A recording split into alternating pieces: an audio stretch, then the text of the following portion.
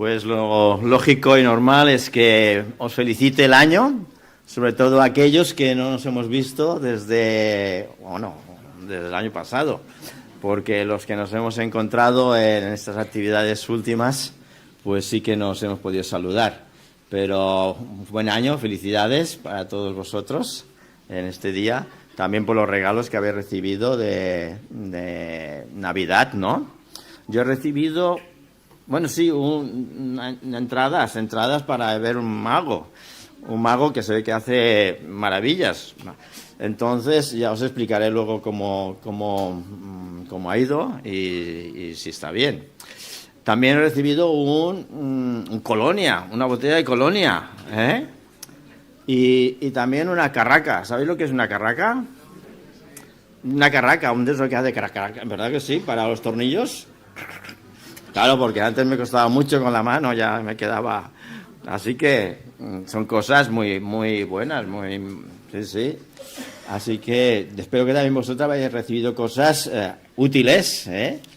Y esperemos que el año este sea un año realmente de mucha bendición para cada uno de nosotros, que es la bendición que pedimos al Señor cada vez que empezamos un año nuevo, como lo hicimos el 31, aquí los que estábamos a final de año. Bien, empezamos. ¿Por qué? Porque tenemos 5 domingos. Ya os aviso, son 5 domingos que me vais a aguantar. Lo vais a hacer con mucho gusto, con mucha alegría, yo lo sé. Porque esperamos que sea la palabra de Dios la que nos inspire y nos ayude durante estos 5 domingos. Están relacionados, ni más ni menos, con el devocional, que supongo que lo lleváis al día, ¿eh?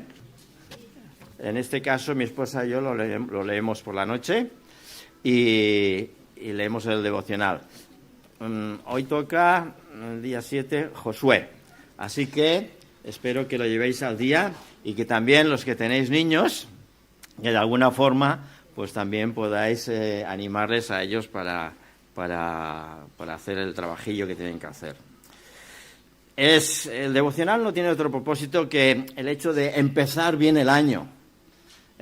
Iniciar con propósitos, con metas, con el deseo de que a partir de ahora podamos también cada uno de nosotros tener un tiempo de meditación diaria, un tiempo de apartarnos, de dedicarlo a las cosas de Dios, a leer y orar.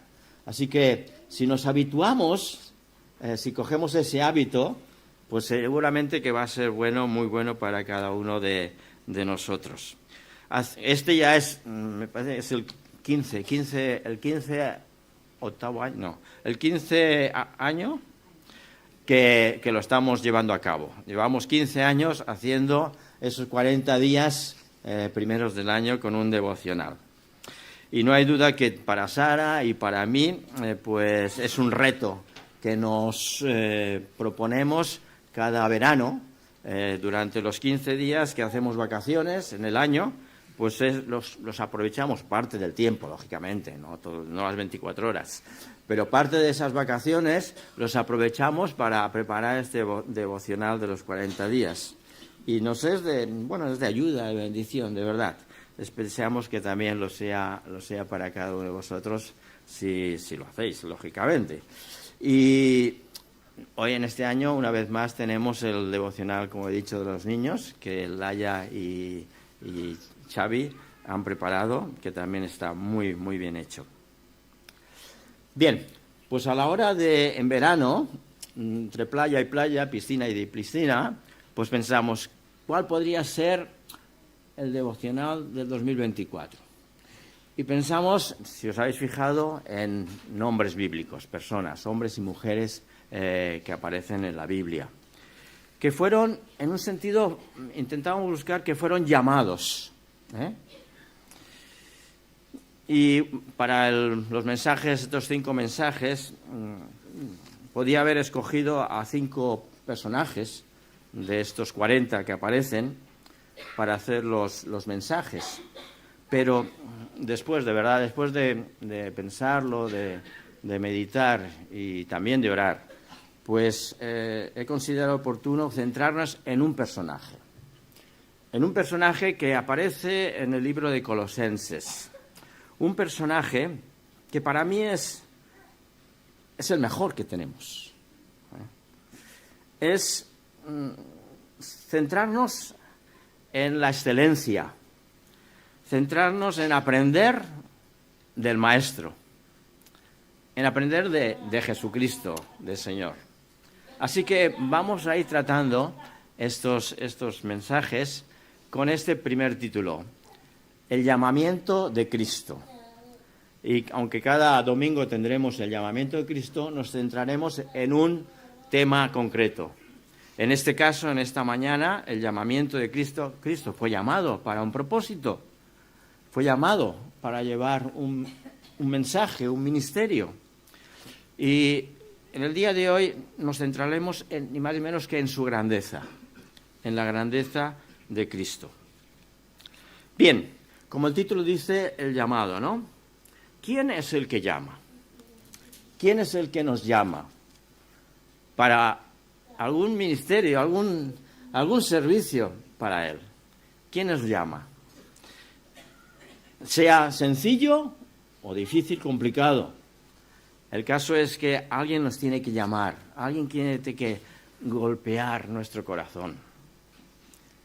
¿Quién es el que lo pone en nuestro corazón, nuestro deseo? El ser llamado. Si el llamado no viene de Dios, no será un verdadero llamamiento el que recibiremos. Y ya digo, no importa tanto el nivel que queramos ponerle a los llamados, a los ministerios, sino el hecho de hacer un servicio para el Señor dedicado a Él, lo que hagáis para Él. Es muy difícil explicar qué se siente cuando alguien es llamado, ¿no? La verdad es que he estado pensando en ello y digo, ¿qué sentí yo? ¿Qué puedo decir que sentí yo cuando recibí ese llamado del Señor, ¿no? Pues en mi caso quizá primero fue un deseo de conocer más de Dios, de aprender más de Él. Y recuerdo ya en mi juventud, bueno, sí, porque era joven, 15, 16 años, era joven. Pues, es decir, recuerdo pues íbamos cada semana 3 jóvenes a casa de una misionera, y aprender de la Biblia. Íbamos, pues ya digo, 3 jóvenes de la iglesia, íbamos a casa de esa misionera y allí pues aprendíamos de la Biblia. El deseo de conocer, ¿no? De saber más. También en nuestra iglesia era una iglesia privilegiada porque teníamos profesores buenos. Jaime Fasol, el que después fue el director del instituto en Castelldefels, bíblico de Castelldefels, era uno de nuestros profesores. Francisco Villar, José Grau. Es decir, que teníamos hombres realmente relevantes. Y los viernes ya nos juntábamos bastantes personas para aprender también esta parte de la palabra de Dios, con algo de teología, ¿no? Temas de teología concretamente. Después pues pude asistir al centro de estudios CEIBI, CEIBI por un lado, pero el CEP primero, de joven, que iba también una vez a la semana, y así por 9 años, no sé cuánto estuve yendo, porque para hacer todos los cursos pues había que hacerlo de esa forma. Y bueno, y podríamos ir hablando. De verdad, lo que primero fue pues el deseo de hacer cosas para Dios, ¿no? De hacer cosas que tuviesen relación con las personas, con los jóvenes en ese caso, con los jóvenes, para que nos enriqueciera aquello que hacíamos. Algo que nos uniera, que nos motivara a llevar a cabo pues teatro, música, todo lo que podía hacerse en ese momento. Y de vez en cuando pues nos tocaba también alguna que otra predicación que nos permitía, por piedad, mi pastor mayor, Antonio Martínez, mi suegro. Así que esa fue lo que el llamamiento, la motivación. Aparte, bueno, lógicamente de los estudios de profesión administrativa que llevaba a cabo. Bueno, pero podemos estudiar, podemos prepararnos, obtener, pues, el mejor título de teología, pero si no hemos sido llamados, no permaneceremos en el nivel que queráis. Si no hemos sido llamados, no permaneceremos. En un curso que imparto para agentes pastorales que quieren entrar en las prisiones, les digo esta frase.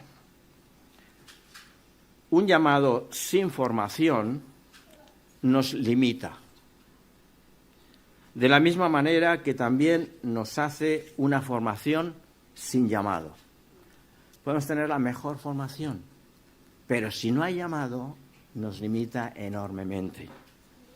Así que es necesario ese llamamiento. Y espero que, como dice el título del devocional, fueron llamados, cada una de las personas que aparecen, las 40 personajes, jóvenes, niños, fueron llamados, y mayores, y tú, y cada uno de nosotros. Dios nos llama para un propósito. Este devocional trata de esa realidad, de personas, jóvenes, adultos, hombres y mujeres, que sintieron el deseo ardiente, ese deseo que no se puede contener, que no se puede evitar, ese deseo de servir al Señor de una forma u otra con nuestros dones, nuestras capacidades que todos tenemos. Y como decía, no es sino Jesús mismo quien lo hace en tu vida. Si no es Jesús mismo el que lo hace en tu vida, yo no puedo hacerlo. Por eso estudiaremos al mejor ejemplo que tenemos en la palabra de Dios. Estos días vamos a estudiar la persona de Jesucristo en este libro de los Colosenses. Cristo es la persona que podemos y debemos imitar. El llamado de Cristo. Y en este caso, el llamado de Cristo según su grandeza. 3 puntos para... ¿Tengo 3 puntos? ¿Sabéis que tengo 3 puntos? ¿Sí? No os equivocáis. 3 puntos, a veces 4. Vale. Así que, el primero, la grandeza de Cristo en relación con Dios. El segundo, la grandeza de Cristo en relación con la creación. Y la grandeza de Cristo en relación con la Iglesia. Así que dice el pasaje que hemos visto en Colosenses capítulo 1, versículo 15. Dice, Él es la imagen del Dios invisible, el primogénito de toda la creación. Él es la imagen. En 2 de Corintios, capítulo 4, versículo 4, la segunda parte de este versículo, dice estas palabras. La gloria de Cristo, el cual es la imagen de Dios. Cristo es la imagen de Dios. Él es la imagen del Dios invisible. Hebreos, capítulo 1, en el capítulo 1, si queréis seguir en vuestras Biblias, Hebreo capítulo 1 y versículo 3, encontramos estas palabras que escribió, parece ser que pudo ser Pablo, pudo ser Lucas, no está la cosa totalmente determinada, pero Hebreos, la grandeza de Cristo en relación a la creación, nuestro segundo punto. Dice el versículo 15 que Él es la imagen del Dios invisible, el primogénito de toda creación. El primogénito de toda creación no implica esas palabras, no quieren decir que Cristo era también una criatura creada por Dios. Esto sería una total contradicción con varios textos de la palabra de Dios que lo contradecirían totalmente. Uno de ellos lo encontramos en Filipenses. Filipenses es el libro que está antes de Colosenses. Colosenses, Filipenses, capítulo 1, versículo 15. dice así, Filipenses, he dicho Filipenses, ¿no? No.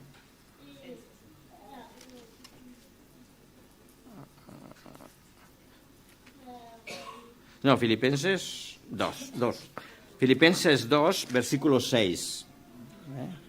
Dice, el cual siendo en forma de Dios, no estimó el ser igual a Dios. Es decir, que no podemos afirmar que el hecho de que en Colosenses hable el primogénito de la creación sea un ser creado por Dios, sino que si Cristo era igual a Dios, era pues el creador. No podía ser una criatura.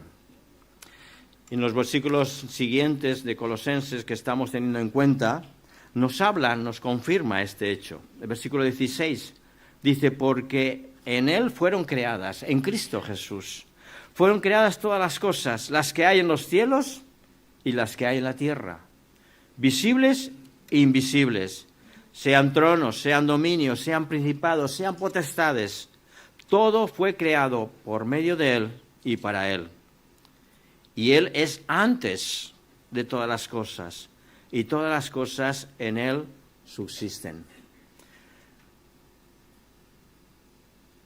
Colosenses, pues, nos presenta a Cristo como el creador, el sustentador de todas las cosas. Es el ser divino que crea y sustenta todo lo que existe, todo lo que vemos.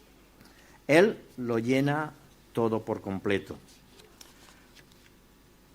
Así, si Cristo podemos decir que nos conoce y nos entiende perfectamente, aunque seamos muy complicados. Cristo nos ha creado, Dios nos ha creado. Como sustentador de todas las cosas, sabemos que nuestras vidas y nuestro destino está en sus manos. Y eso también nos crea una paz, una tranquilidad. Saber que empezamos un año nuevo. Y un año un tanto, pues como veis, un poco complicado. Pero saber que como cristianos, como hijos suyos, Él sustenta, nos sostiene todas las cosas. Y esas todas las cosas te incluye a ti y a mí. Estamos en sus destinos, estamos en sus manos. Se cuenta de una niña que jugaba en la cubierta de un barco. Quizá conocéis la historia o el dicho. Mientras los demás pasajeros estaban asustados por el gran temporal que estaban teniendo en ese barco. ¿Tú no te asustas, niña?, le preguntaron. ¿Yo? ¿Por qué? Si el que lleva este barco es mi papá. El timón está en sus manos. Y esto podemos afirmar y decir cada uno de nosotros. Este año pues, nos va a traer a mejor operaciones, enfermedades, dificultades, pero estamos en las manos de Dios. Es el creador, tu creador. Miremos ahora si hemos afirmado o dicho que Jesús, la grandeza de Cristo en relación con Dios, la grandeza de Cristo en relación a la creación. Miremos ahora tanto un poco que nos corresponde a nosotros. La grandeza de Cristo en relación a su Iglesia. En el versículo 18 de este texto que estamos teniendo en cuenta, de Colosenses, capítulo 1, dice, y Él, habla de Cristo, lógicamente, es la cabeza del cuerpo, que es la Iglesia. Él, que es el principio, el primogénito de entre los muertos, para que en todo tenga la preeminencia. Cristo es la cabeza del cuerpo, de la Iglesia. Nosotros somos la Iglesia, el cuerpo de Cristo. La Iglesia está formada de ese cuerpo. También Pablo lo relata muy, muy claramente, hablando de las partes del cuerpo, que tanto una como otra no deja de ser más importante una que otra, y cada uno formamos parte de ese cuerpo. Uno sea uña, uno sea cerebro, uno sea el pie izquierdo o la mano derecha. No importa. Somos parte de ese cuerpo, el cuerpo de la Iglesia. Y en ningún lugar de la Biblia se hace mención, ni sentido, ni literal ni figurado, ni visible e invisible, que Cristo haya delegado la facultad de ser cabeza a otro ser o persona. Se nos dice muy claro que Cristo es la cabeza del cuerpo y no ha sido delegado ninguna otra persona ni ser el tener esa potestad de ser la cabeza de la Iglesia. Y esta autoridad, esta potestad, este hecho está relacionado ni más ni menos con su muerte y resurrección. Hemos leído aquí, dice que Él es el principio, el primogénito de entre los muertos, para que en todo tenga la preeminencia. Si Cristo puede ser la cabeza, si Cristo puede tener esa potestad, es porque ni más ni menos no hay nadie, ni habrá nadie que haya muerto y se haya resucitado a Él mismo. Cristo, pues, tiene toda autoridad de ser tu dueño. Tiene toda autoridad de ser tu Señor, porque Él es la cabeza y tiene todo el poder para cada uno de nosotros. Efesios, capítulo 1, encontramos unas palabras muy interesantes. Efesios, capítulo 1, versículo 19 al 23.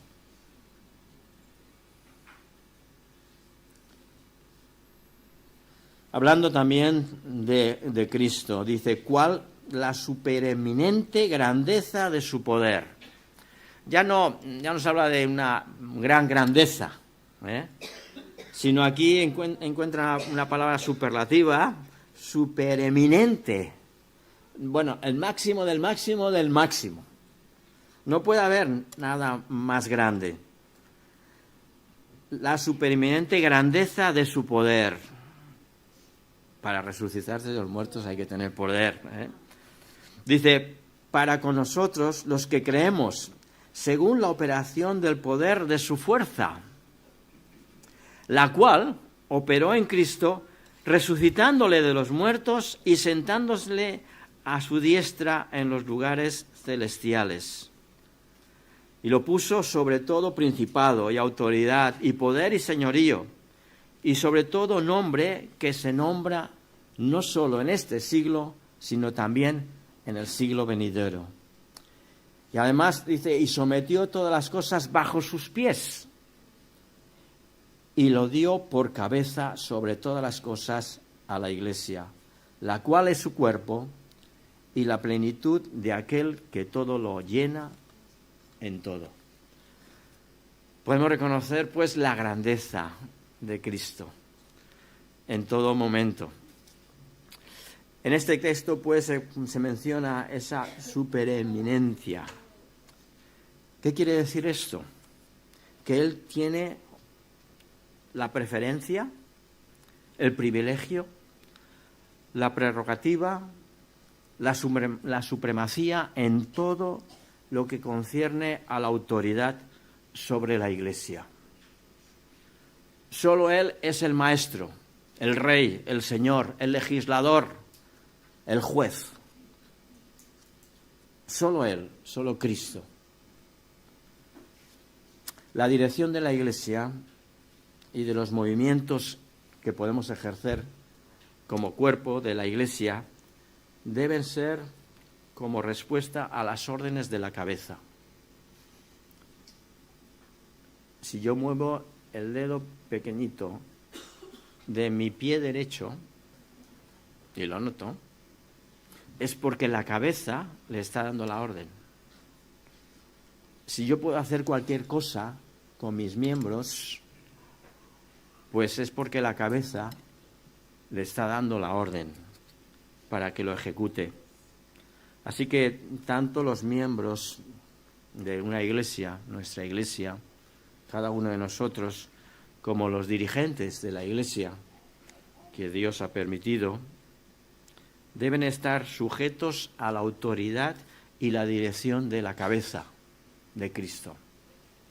Todos y cada uno de nosotros debemos estar sujetos a la autoridad de la cabeza.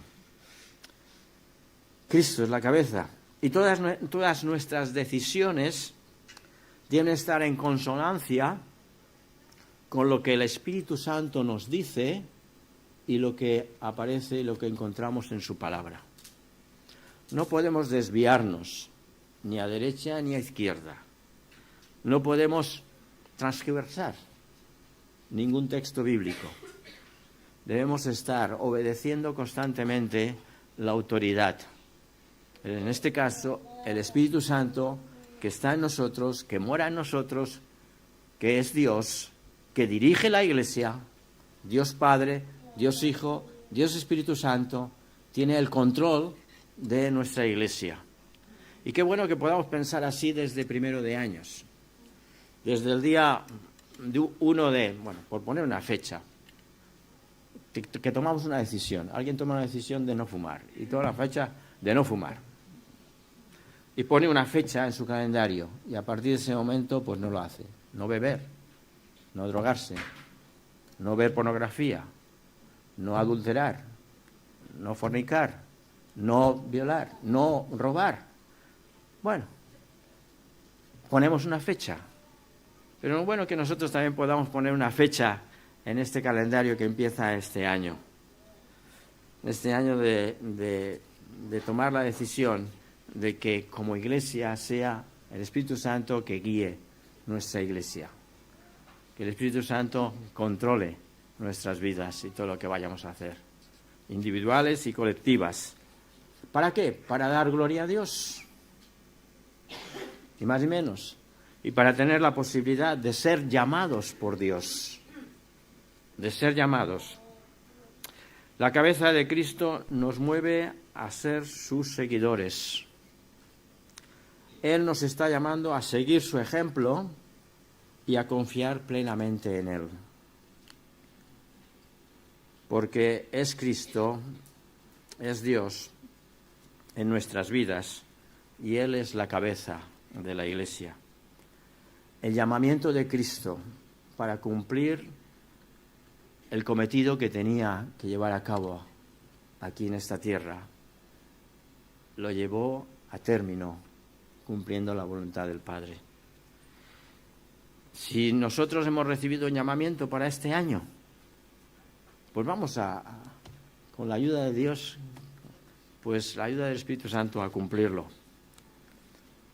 Cristo pues nos llama a imitarle, a imitar a Cristo con todo nuestro corazón, con toda nuestra alma. Os digo que Dios os quiere, yo también.